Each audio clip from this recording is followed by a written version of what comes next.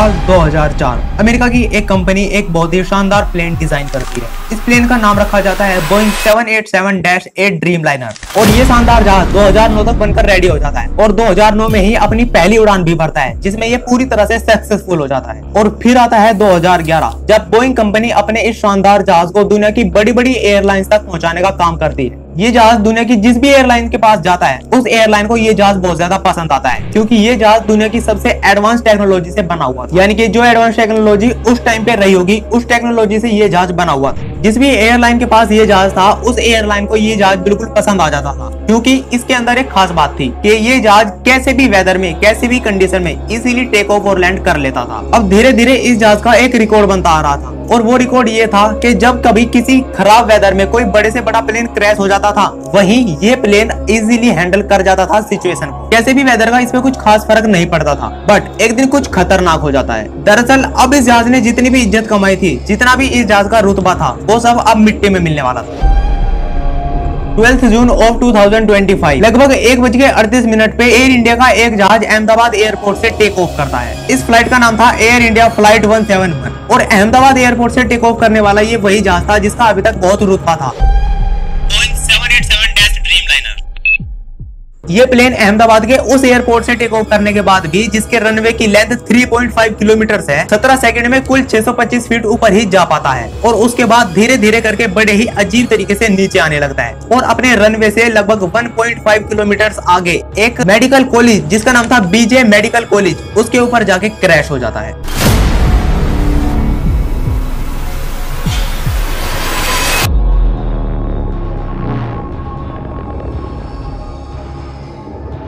इस प्लेन के क्रैश होने के कारण लगभग 274 लोग मर जाते हैं। प्लेन क्रैश के बाद कुछ लोग ये भी बोल रहे हैं कि ये प्लेन क्रैश इस वजह से हुआ क्योंकि एयर इंडिया ने इस प्लेन की मेंटेनेंस पे ध्यान नहीं दिया था, और वो लोग ऐसा इस वजह से भी बोल रहे हैं क्योंकि इस प्लेन के क्रैश होने से सिर्फ 2 घंटे पहले ही एक आकाश वत्स नाम के लड़के ने इस प्लेन के अंदर से कुछ बहुत ही डेंजर फोटोज और वीडियोस अपने एक्स पर शेयर की थी और उन इमेजेस और उन वीडियोस में ये दिखाया गया था कि इस प्लेन के अंदर की एसी और टीवी स्क्रीन तक काम नहीं कर रही है। इनफैक्ट प्लेन के अंदर की कुछ सीट्स नीचे की तरफ से टूटी हुई भी हैं। लेकिन चलो हम 1% को ये बात मान भी लेते हैं कि ये प्लेन इस वजह से क्रैश हुआ है क्योंकि एयर इंडिया ने इस प्लेन की मेंटेनेंस पे ध्यान नहीं दिया। लेकिन क्या सारी गलती एयर इंडिया की ही थी?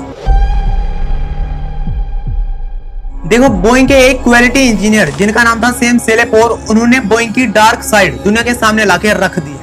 देखो, सैम ने जो बोइंग की डार्क साइड दुनिया के सामने लाके रखी है, उसके बाद से दुनिया की कोई भी एयरलाइन बोइंग पे तो बिलीव नहीं कर पाई। सैम ने बोइंग के बोइंग 787-8 ड्रीमलाइनर के बारे में भी कुछ ऐसी बातें बताई हैं जिन्हें सुन के आदमी की आत्मा कांप जाए। सैम ने बताया कि बोइंग के 787-8 ड्रीमलाइनर के साथ कुछ ऐसी कॉम्प्रोमाइजेस किए गए हैं जो नहीं होने चाहिए थे, जैसे कि बोइंग ने इस प्लेन के कंप्यूटर सिस्टम और सॉफ्टवेयर सिस्टम के साथ भी कुछ ऐसे कॉम्प्रोमाइजेस किए हैं जिसके बाद इस प्लेन की क्वालिटी बहुत ज्यादा वीक हो जाती है। और बोइंग कंपनी सिर्फ इसी प्लेन के साथ नहीं बल्कि आजकल अपने सभी प्लेन के साथ ऐसे कॉम्प्रोमाइजेस कर रहे हैं जिसके बाद इस प्लेन में बैठा एक भी पैसेंजर सेफ नहीं है। क्योंकि आप ही देखो, अगर फ्लाइट 171 टेक ऑफ के बाद 625 फीट की ऊंचाई पे चली गई थी तो इसे उसी एल्टीट्यूड पे फ्लाई करते रहना चाहिए था। तो यहाँ पे कहीं ना कहीं बोइंग के प्लेन के साथ ये जो कंप्यूटर सिस्टम में छेड़खानी की बात है, ये यहाँ पे प्रूफ होती हुई नजर आ रही है, क्योंकि ऐसा पहले भी हो चुका है। दरअसल 2018 और 2019 में बोइंग 737 मैक्स 2 बार क्रैश हो चुके हैं। पहला था लायन एयर फ्लाइट 610 और दूसरा था इथियोपियन एयरलाइन फ्लाइट 302।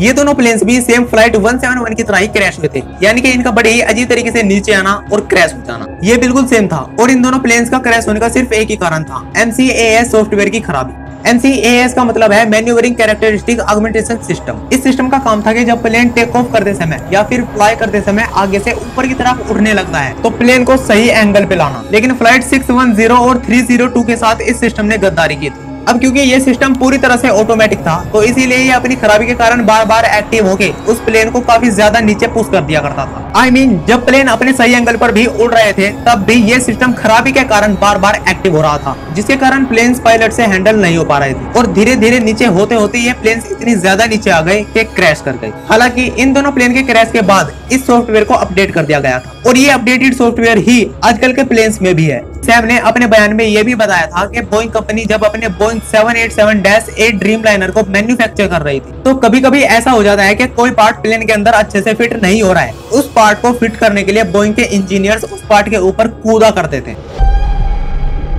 FAA की रिपोर्ट के मुताबिक बोइंग 787-8 ड्रीमलाइनर की कुछ जांच यानी कि निरीक्षण नहीं किए गए थे और बस ऐसे ही इस प्लेन को दुनिया के सबसे सुरक्षित जहाजों में से एक जहाज का टैग दे दिया। यानी कि इस जहाज में कितनी बड़ी बड़ी खामियां हो सकती हैं इसका हम अंदाजा भी नहीं लगा सकते। हालांकि अब एयर इंडिया और एयर इंडिया एक्सप्रेस ने ये फैसला किया है कि वो AI-171 का यूज अब नहीं करेंगे। हालांकि एयर इंडिया ने ऐसा करके कोई बहुत बड़ा काम नहीं किया है, क्योंकि ये तो एविएशन इंडस्ट्री की सिर्फ एक परंपरा है जिसके अनुसार अगर किसी फ्लाइट नंबर से जुड़े किसी विमान के साथ कोई बड़ा हादसा हो जाता है तो उस नंबर यानी कि उस जहाज का आगे यूज नहीं किया जाएगा और एयर इंडिया के साथ होने वाला ये सबसे बड़ा हादसा है। बोइंग कंपनी अपने प्रॉफिट के लिए कितनी ज्यादा गिर सकती है इस बात का पता इस चीज से चलता है कि सैम सेले 4 से पहले कुछ 2 और इंजीनियर्स ने, जो कि बोइंग के ही इंजीनियर्स थे, उन्होंने बोइंग की डार्क साइड दुनिया के सामने लाने की कोशिश की थी, जिसके बाद बोइंग कंपनी ने उन दोनों को बहुत ही मिस्टीरियस तरीके से मरवा दिया। और अब सैम ने जब दोबारा आवाज उठाने की कोशिश की तो सैम को उसी के बॉस की तरफ से मौत की धमकियां मिलने लगी। खैर, प्लेन क्रैश का एक सबसे बड़ा कारण प्लेन के दोनों इंजन्स का फेल होना भी बताया जा रहा है, क्योंकि कुछ एक्सपर्ट्स ने जब प्लेन क्रैश की रियल वीडियो देखी तो उन्होंने प्लेन के पहियों के पास कुछ अजीब सी चीज को नोटिस किया। वो अजीब सी दिखने वाली चीज थी रॉड, जिसे रैम एयर टरबाइन भी कहते हैं।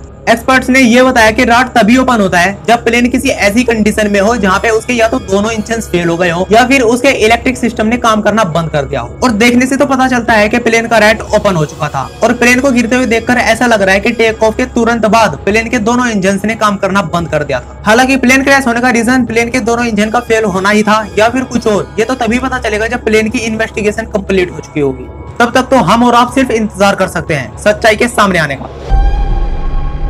बाकी अगर आपको ये वीडियो अच्छी लगी है तो प्लीज आप इस वीडियो को एक लाइक जरूर कर दें और हमारे चैनल को भी सब्सक्राइब कर लें, जिससे कि हमारे आने वाली ऐसी वीडियोस आपको सबसे पहले मिले।